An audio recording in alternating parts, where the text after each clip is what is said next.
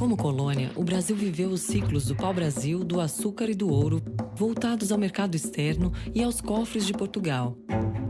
Durante o Império, começou o ciclo do café, também voltado à exportação e produzido em latifúndios com mão de obra escrava. Um ano depois da abolição, chegou a República. O ciclo do café continuou até 1929, quando o mundo quebrou. O Brasil se recuperou e viveu décadas de crescimento. Durante o regime militar, chegamos ao chamado milagre econômico. Ao menos na economia, parecia que nada podia dar errado. Não tinha nenhuma razão para deixar de crescer. Parecia que o Brasil caminhava para o paraíso. A primeira crise do petróleo aconteceu em outubro de 73. E deu uma rasteira no modelo brasileiro de desenvolvimento. O petróleo era quase que de graça, era mais barato que água mineral. Nós pagávamos $1,60, $1,70 por um barril de petróleo. Era o preço de uma garrafa de água Perrier. Em 74, o Simmons estava pagando $6 o barril. Mais alguns meses depois, $12 o barril. O primeiro choque do petróleo produziu uma crise internacional. A rainha da Holanda andava de bicicleta para economizar a gasolina. Foi um desastre. O Brasil crescia mais do que o Japão, que os países da Europa, mas era um dependente de importação de petróleo. Nós importávamos 80% do petróleo que consumíamos. O que acabou por golpear o modelo de desenvolvimento. Esse modelo ele acabou encontrando limites. Porque nós não tínhamos petróleo, tínhamos que importar mais e os nossos produtos não valiam muito. E nós não tínhamos condições de pagar a importação. Sem importação, você não produz nada. Foi um tremendo choque. O Brasil entrou numa tremenda crise. Praticamente quebrou, né? O balanço de pagamentos é um resumo de tudo aquilo que o Brasil vende para o mundo exportando e o que ele compra do mundo importando. A chamada conta corrente. É a diferença entre o que entrou e saiu. Isso entra tudo, entra importação, exportação, pagamento de viagens, pagamento de licenças, pagamento de serviços. No fundo, ela não é muito diferente da dívida das pessoas. Quando a família gasta mais do que ganha, ela tem que cortar custos ou se endividar. Ela tem que cobrir aquela diferença com empréstimo. Todo mês ele vai lá, toma um empréstimo para cobrir o caixa. Cada dia ela vai estar mais endividada. E a mesma coisa acontece com o país. Os países todos restringiram as importações, fizeram uma recessão interna para poder administrar o problema. O Brasil não fez isso, não dava. Em vez de recessão, o Brasil preferiu se endividar. Por causa da crise do petróleo, a América Latina toda se endividou. O Brasil se endividou junto com todo o resto do mundo que não produzia petróleo. E, na minha opinião, não tinha outra saída. Qual seria a saída? Fazer um racionamento de petróleo. O Brasil viraria Bangladesh e nunca mais teria se recuperado. E muitos países tiveram crises por isso, porque isso foi gerando dívidas cada vez maiores. Só que, na época, havia a chamada reciclagem competitiva dos petrodólares. Países exportadores de petróleo tinham um excesso enorme de recursos, de dinheiro pronto para ser emprestado. Só que esses países não tinham como usar isso para suas economias domésticas. Os bancos se viram com um volume gigantesco de dinheiro. O sistema financeiro mundial embarcou numa onda de financiamento para países como nunca tinha acontecido. Esse é o mundo mais global que a gente já teve. O sentimento é que é onde o progresso tem lugar e é preciso participar disso, ponto. E o Simmons sabia também que não tinha outra saída para o Brasil, a não ser se endividar. E isso significa que os investimentos americanos deverão continuar crescendo no Brasil. Com o endividamento externo, o Brasil pôde continuar o desenvolvimento. E o Brasil foi para frente. Ele resolveu fazer uma fuga para frente, né? Então ele criou o segundo PND. Segundo Plano Nacional de Desenvolvimento. Esse plano visou endereçar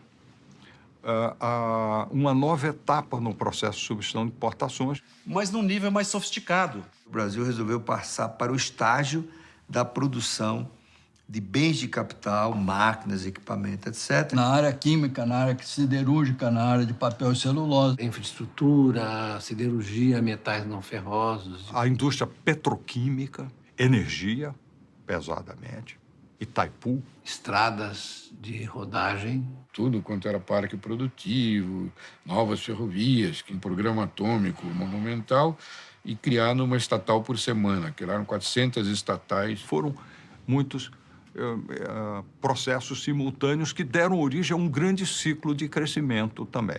Né? O governo investiu na Petrobras, Eletrobras, Siderbras, Itaipu, Embratel, Angra, Carajás e o Proálcool para a produção do álcool combustível. Vencemos a primeira crise do petróleo, que foi muito pesada, foi muito difícil, mas foi bem administrada. O Brasil continuou crescendo 7% ao ano, mas só pôde continuar fazendo porque tinha crédito externo e acumulando a dívida. Em 1978, esse problema, a dívida externa e a dívida interna tinham aumentado bastante, mas o problema de balanço de pagamento estava superado. E aí é que acontece o segundo desastre, do segundo choque do petróleo.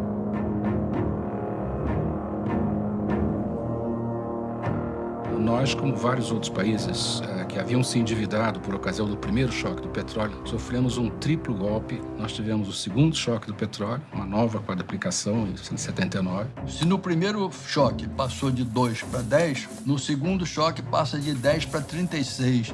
Quando eu voltei para o governo, $46 do barril.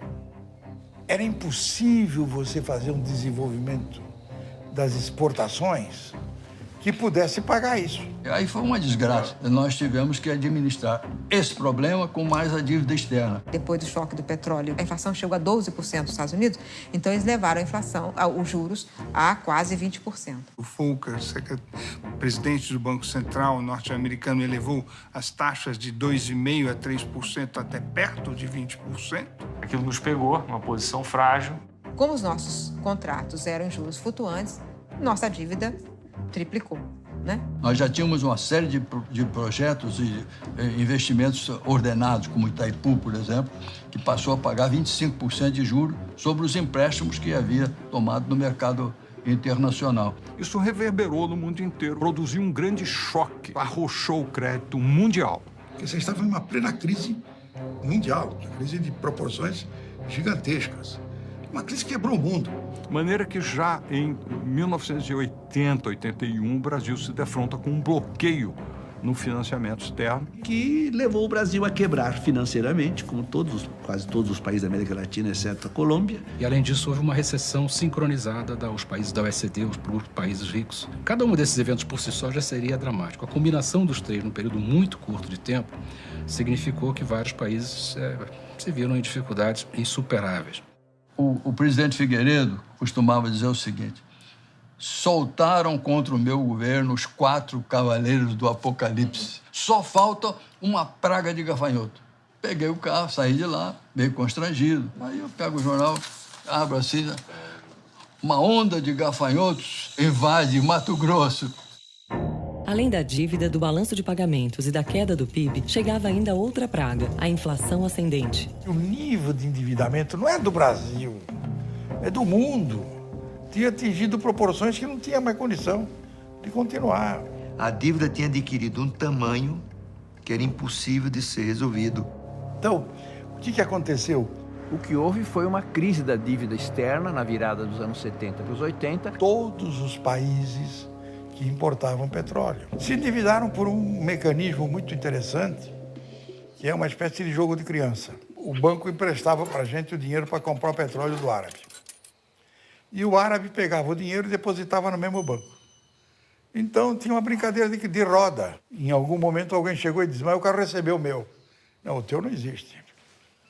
O que existe é a roda. Ou você quer continuar rodando, ou quiser, para. Aí o mexicano parou e desabou o mundo. Desabaram todos os países. Então, quando chega em 1980, quebra a Polônia. E em 1981, quebra a Argentina. Em 82, quebra o México, pede moratória. Essa moratória aconteceu há poucas semanas da reunião do Fundo Monetário Internacional. O secretário do Tesouro americano disse: olha, o Tesouro americano não tem nada com isso. Vocês, bancos, emprestaram, vocês, países, tomaram o dinheiro, vocês que resolvam. Numa palavra, danem-se. Aí gerou o pânico. Então, houve uma interrupção instantânea do crédito para os países devedores, os países em desenvolvimento. Os bancos pararam de dar crédito ao Brasil e rapidamente as reservas internacionais se esgotaram. Quer dizer, o Brasil quebrou, né? O Brasil entrou em default, né? Default é uma situação técnica que você chega aos seus credores e diz assim, ó, não dá para pagar. Era o início da crise da dívida externa, que se estenderia por muitos anos. Que se abre uma nova etapa de crise mundial que afeta as economias em desenvolvimento, especialmente as economias da América Latina. There was a sickness that hit the whole of Latin America, including Brazil in the 1980s. It was reflected in the debt crisis. Ficou conhecida como crise da dívida externa latino-americana. A percepção era que a partir de 1984 tudo voltaria ao normal e não voltou. O Brasil entrou em default em 82. Ficou tecnicamente em default de 82 até 93. O que quer dizer isso? Evidentemente, se eu fosse dar dinheiro para o Brasil pós-default, eu falei, bom, se já não pagou fulano, por que vai pagar a mim? Então, o acesso do Brasil ao mercado de capitais ficava muito restrito. Porque ninguém mais emprestava dinheiro para a gente. A década de 80 para o Brasil foi chamada década perdida. Então, essa foi uma fase, se você quiser, de mais ou menos 12 anos, essa chamada década perdida. Muito do que se chamou da década perdida, o fato que nos anos 80 o Brasil não se desenvolvia, está relacionado a uma escassez crônica de divisas. Num determinado momento, petróleo e juros era mais do que o total das nossas exportações. Para conseguir torear, administrar essa situação, tivemos que restringir as importações à metade. O país tomou a decisão de centralizar as operações de câmbio. Toda a operação de câmbio passava pelo crivo do Banco Central. E aí nós passamos a controlar o pagamento das importações. Nessa época, qualquer importação dependia de uma autorização, aproximadamente 3.500 produtos que eram proibidos de entrar no Brasil. Era proibido importar um automóvel, um computador, uma geladeira, nem que se pagasse o imposto. Simplesmente o governo não autorizava. Então, havia guias de importação. Quando a crise se aprofundou, era proibido emitir a guia. Era a chamada política da gaveta, que chegava o pedido de importação, botava na gaveta, engavetava. O país mantinha um controle de capitais sobre saída. Toda a legislação de evasão cambial, controle de divisa, criminalização da chamada evasão de divisas, é associada a esse período. O grau de, digamos assim, de repressão cambial de tal ordem que transações perfeitamente legítimas, sei lá, passar 30 dias e ir com meu filho para a Disney, ser obrigado a comprar no dólar paralelo. Ele existia, era extraoficial, digamos assim, mas estava no jornal. Então, era uma situação absurda de um câmbio que não existia para fins legais, mas que existiam os cambistas e doleiros. Isso não era um problema só brasileiro, não. Boa parte da América Latina funcionava assim. Você, no passado, vivia atormentado com a questão da dívida externa. Era o grande problema brasileiro, a dívida externa. A crise da dívida evoluiu por etapas. A primeira etapa, a rolagem da dívida, como se chamava, que era receber os recursos dos bancos para poder pagar os bancos, para não criar a inadimplência. A prioridade era pagar os bancos, para poder manter a bicicleta rodando, né? E houve uma corrida de procurar recursos para pagar as dívidas, acordos com o Fundo Monetário Internacional, coisas dessa ordem, né? Eu acompanhei todos os ministros da Fazenda que foram a Washington para fazer o périplo da dívida, visita ao Fundo Monetário, visita ao Banco Mundial, visita ao Tesouro Americano. Foi aquele período intenso de negociações com o FMI, carta para lá, carta para cá? Nós tivemos sete cartas de intenção com o Fundo Monetário. Essas cartas são o seguinte: era o programa que o país acertava com o Fundo Monetário, com o Banco Mundial. Então era preciso que o Banco Mundial desse financiamentos, mas em contrapartida ele solicitava ou impunha as chamadas reformas estruturais. Você vai precisar fazer um superávit no orçamento de X, você vai precisar controlar meios de pagamento, manter a tua taxa de câmbio flutuando. No fundo, era uma desregulamentação da economia e a abertura do setor externo. Então você se compromete. Depois, ele vem para ver se você cumpriu o que você prometeu ou não. Você estava honestamente dizendo: eu quero chegar a este superávit. Pois o Brasil renegociou essa carta 7 vezes. Durante o processo, era evidente que não dava para chegar. Bom, vou te dar mais uma colher de chá, vai lá tomar um Todd e vamos fazer outra vez. Nós celebramos inúmeras cartas com o Fundo Monetário porque nós não tínhamos absolutamente nenhum conhecimento das nossas realidades. Quer dizer, nós não tínhamos estatísticas básicas, de modo a que pudéssemos usar essas estatísticas e, com isso, construir metas verossímeis. A posição do final do primeiro semestre só ia ser conhecida lá para outubro e novembro.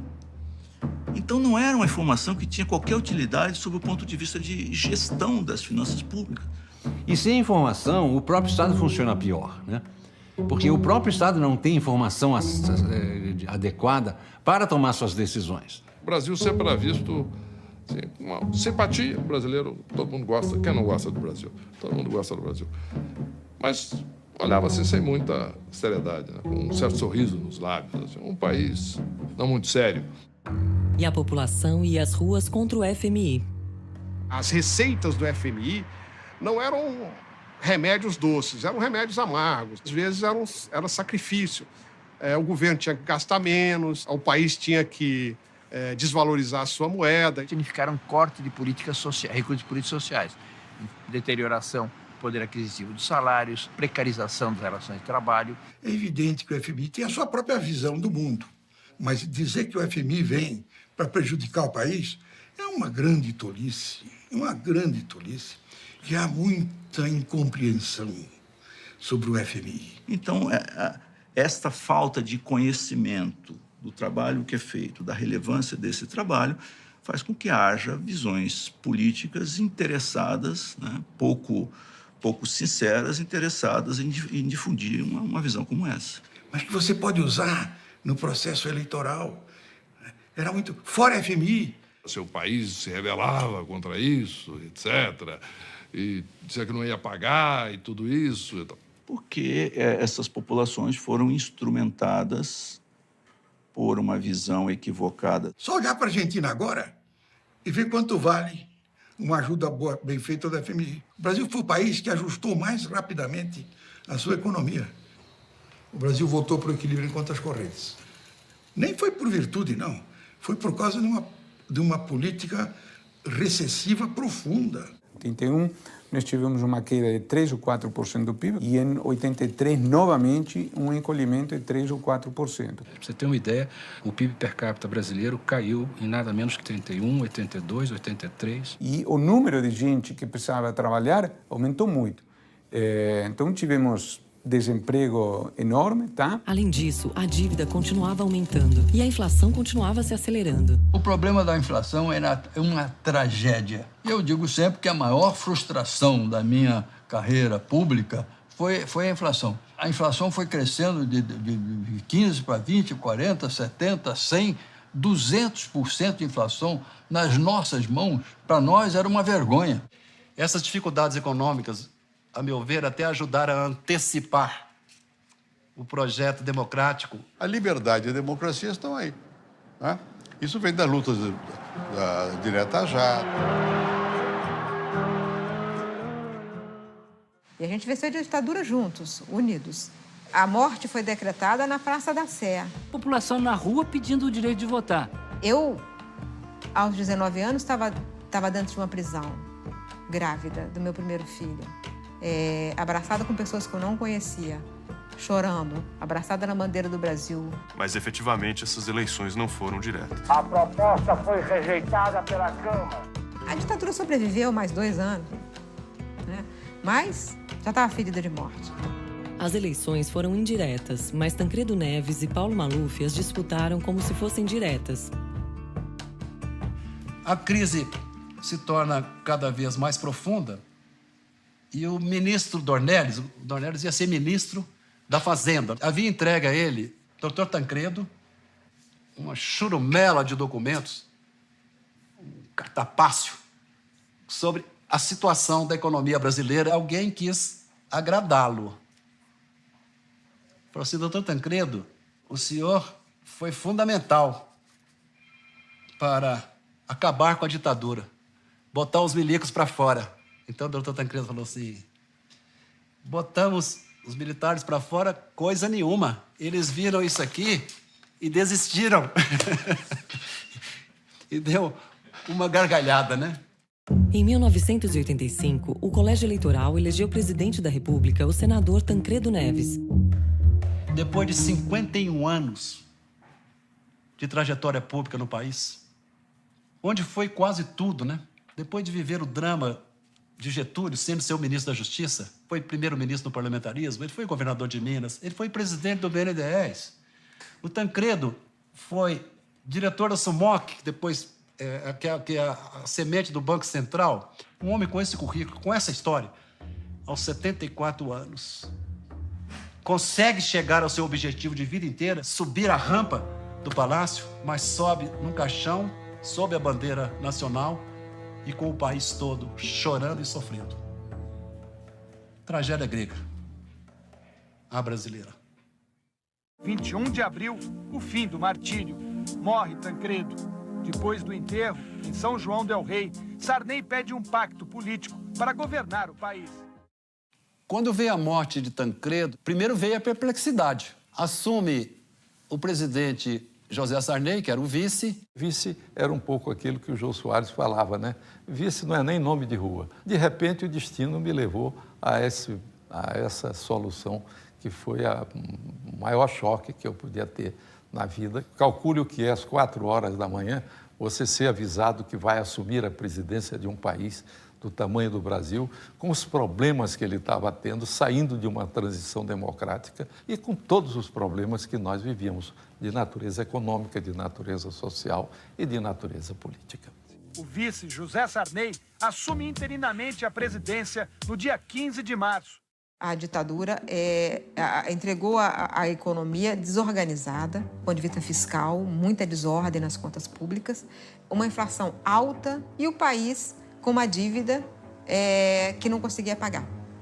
Então, eles deixaram a terra arrasada. Uma crise que tinha sido gerada primeiro pelo choque do petróleo, depois pelo alto custo do serviço da dívida. Terceiro, pelos números baixíssimos do PIB e quarto, pelo problema da inflação. E eles agora caíam no meu colo de repente, sem que eu tivesse uma preparação política para que pudesse resolvê-los. Uma das frases mais impressionantes que eu ouvi foi a seguinte: o maestro foi embora e levou a partitura. Eu era um vice-presidente e não tinha partido político, porque eu estava saindo de uma dissidência, não tinha grande penetração na grande mídia nacional, não tinha apoio de grandes grupos econômicos. Não tinha, evidentemente, o capital político que tinha Tancredo Neves. Ele tinha rejeição de grande parte do universo político, particularmente do PMDB, que era o partido dominante. Porque se, na realidade, eu assumi o governo, o poder ficou com o PMDB na figura de Ulisses Guimarães. Eu tinha quase que certeza que eu era um presidente da República, daqueles que o Brasil tinha eleito destinados a serem depostos. Durante o governo Sarney houve momentos perigosos. Havia gaviões dentro do governo Sarney, havia golpistas dentro do governo Sarney. Entre os cenários, golpe. O que poderia salvar a nova democracia da recessão, do golpe, do retrocesso?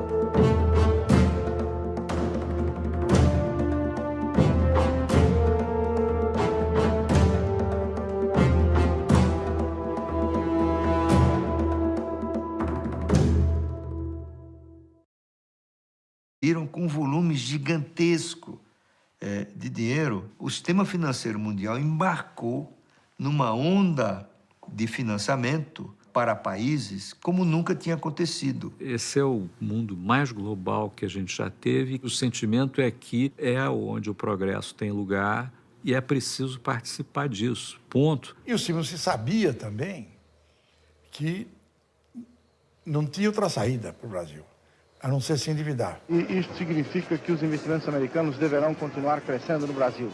Com o endividamento externo, o Brasil pôde continuar o desenvolvimento. E o Brasil foi para frente. Ele resolveu fazer uma fuga para frente, né? Então ele criou o segundo PND.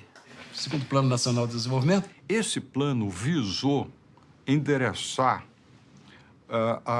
uma nova etapa no processo de substituição de importações. Mas num nível mais sofisticado. O Brasil resolveu passar para o estágio da produção de bens de capital, máquinas, equipamentos, etc. Na área química, na área siderúrgica, na área de papel e celulose. Infraestrutura, siderurgia, metais não ferrosos. A indústria petroquímica, energia, pesadamente, Itaipu. Estradas de rodagem. Tudo quanto era parque produtivo, novas ferrovias, um programa atômico monumental e criando uma estatal por semana, criaram 400 estatais. Foram muitos processos simultâneos que deram origem a um grande ciclo de crescimento também, né? O governo investiu na Petrobras, Eletrobras, Siderbras, Itaipu, Embratel, Angra, Carajás e o Proálcool para a produção do álcool combustível. Vencemos a primeira crise do petróleo, que foi muito pesada, foi muito difícil, mas foi bem administrada. O Brasil continuou crescendo 7% ao ano, mas só pôde continuar fazendo porque tinha crédito externo e acumulando a dívida. Em 1978, esse problema, a dívida externa e a dívida interna tinham aumentado bastante, mas o problema de balanço de pagamento estava superado. E aí é que acontece o segundo desastre, o segundo choque do petróleo.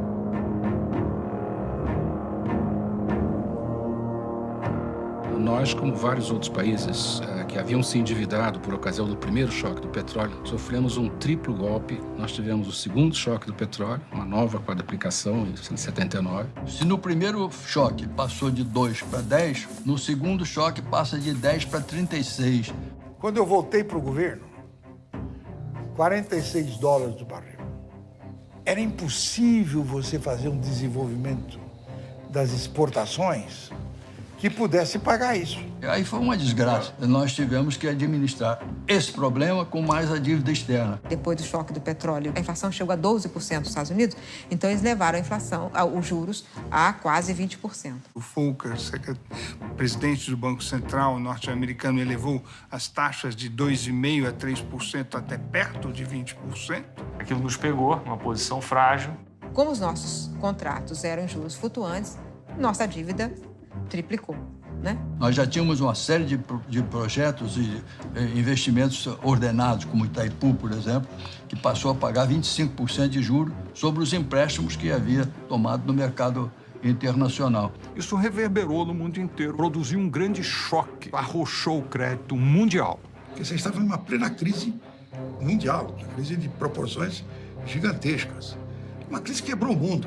De maneira que já em 1980, 81, o Brasil se defronta com um bloqueio no financiamento externo. Que levou o Brasil a quebrar financeiramente, como quase todos os países da América Latina, exceto a Colômbia. E, além disso, houve uma recessão sincronizada dos países da OECD, os países ricos. Cada um desses eventos por si só já seria dramático. A combinação dos três no período muito.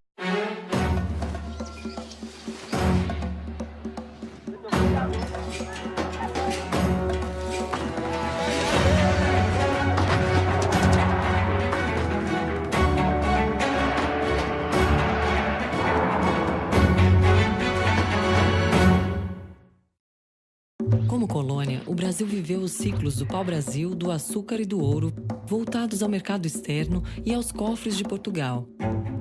Durante o Império, começou o ciclo do café, também voltado à exportação e produzido em latifúndios com mão de obra escrava. Um ano depois da abolição, chegou a República. O ciclo do café continuou até 1929, quando o mundo quebrou. o Brasil se recuperou e viveu décadas de crescimento. Durante o regime militar, chegamos ao chamado milagre econômico. Ao menos na economia, parecia que nada podia dar errado. Não tinha nenhuma razão para deixar de crescer. Parecia que o Brasil caminhava para o paraíso. A primeira crise do petróleo aconteceu em outubro de 73. E deu uma rasteira no modelo brasileiro de desenvolvimento. O petróleo era quase que de graça, era mais barato que água mineral. Nós pagávamos $1,60, $1,70 por um barril de petróleo. Era o preço de uma garrafa de água Perrier. Em 74, o Simmons estava pagando $6 o barril. Mais alguns meses depois, $12 o barril. O primeiro choque do petróleo produziu uma crise internacional. A rainha da Holanda andava de bicicleta para economizar a gasolina. Foi um desastre. O Brasil crescia mais do que o Japão, que os países da Europa, mas era um dependente de importação de petróleo. Nós importávamos 80% do petróleo que consumíamos. O que acabou por muito curto de tempo, significou que vários países se viram em dificuldades insuperáveis. O presidente Figueiredo costumava dizer o seguinte: soltaram contra o meu governo os 4 cavaleiros do Apocalipse. Só falta uma praga de gafanhoto. Peguei o carro, saí de lá, meio constrangido. Aí eu pego o jornal, abro assim, uma onda de gafanhotos invade Mato Grosso. Além da dívida, do balanço de pagamentos e da queda do PIB, chegava ainda outra praga, a inflação ascendente. O nível de endividamento não é do Brasil, é do mundo. Tinha atingido proporções que não tinha mais condição de continuar. A dívida tinha adquirido um tamanho que era impossível de ser resolvido. Então, o que aconteceu? O que houve foi uma crise da dívida externa na virada dos anos 70 para os 80. Todos os países que importavam petróleo se endividaram por um mecanismo muito interessante, que é uma espécie de jogo de criança. O banco emprestava para a gente o dinheiro para comprar o petróleo do árabe. E o árabe pegava o dinheiro e depositava no mesmo banco. Então, tinha uma brincadeira de roda. Em algum momento, alguém chegou e disse: mas o cara recebeu o meu. Não, o teu não existe. O que existe é a roda. Ou você quer continuar rodando, ou quiser, para. Aí o mexicano parou e desabou o mundo. Desabaram todos os países. Então, quando chega em 1980, quebra a Polônia. Em 1981, quebra a Argentina. Em 82, quebra o México, pede moratória. Essa moratória aconteceu há poucas semanas da reunião do Fundo Monetário Internacional. O secretário do Tesouro americano disse: olha, o Tesouro americano não tem nada com isso. Vocês, bancos, emprestaram, vocês, países, tomaram o dinheiro, vocês que resolvam. Numa palavra, danem-se. Aí gerou o pânico. Então, houve uma interrupção instantânea. Golpear o modelo de desenvolvimento. Esse modelo, ele acabou encontrando limites. Porque nós não tínhamos petróleo, tínhamos que importar mais e os nossos produtos não valiam muito. E nós não tínhamos condições de pagar a importação. Sem importação, você não produz nada. Foi um tremendo choque. O Brasil entrou numa tremenda crise. Praticamente quebrou, né? O balanço de pagamentos é um resumo de tudo aquilo que o Brasil vende para o mundo exportando e o que ele compra do mundo importando. A chamada conta corrente. É a diferença entre o que entrou e saiu. Isso entra tudo. Entra importação, exportação, pagamento de viagens, pagamento de licenças, pagamento de serviços. No fundo, ela não é muito diferente da dívida das pessoas. Quando a família gasta mais do que ganha, ela tem que cortar custos ou se endividar. Ela tem que cobrir aquela diferença com empréstimo. Todo mês ele vai lá, toma um empréstimo para cobrir o caixa. Cada dia ela vai estar mais endividada. E a mesma coisa acontece com o país. Os países todos restringiram as importações, fizeram uma recessão interna para poder administrar o problema. O Brasil não fez isso, não dava. Em vez de recessão, o Brasil preferiu se endividar.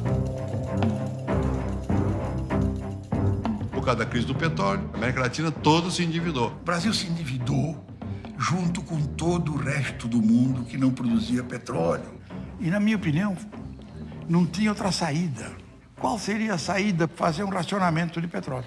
O Brasil viraria Bangladesh e nunca mais teria se recuperado. E muitos países tiveram crises por isso, porque isso foi gerando dívidas cada vez maiores. Só que, na época, havia a chamada reciclagem competitiva dos petrodólares. Países exportadores de petróleo tinham um excesso enorme de recursos, de dinheiro pronto para ser emprestado. Só que esses países não tinham como usar isso para suas economias domésticas. Banco Civil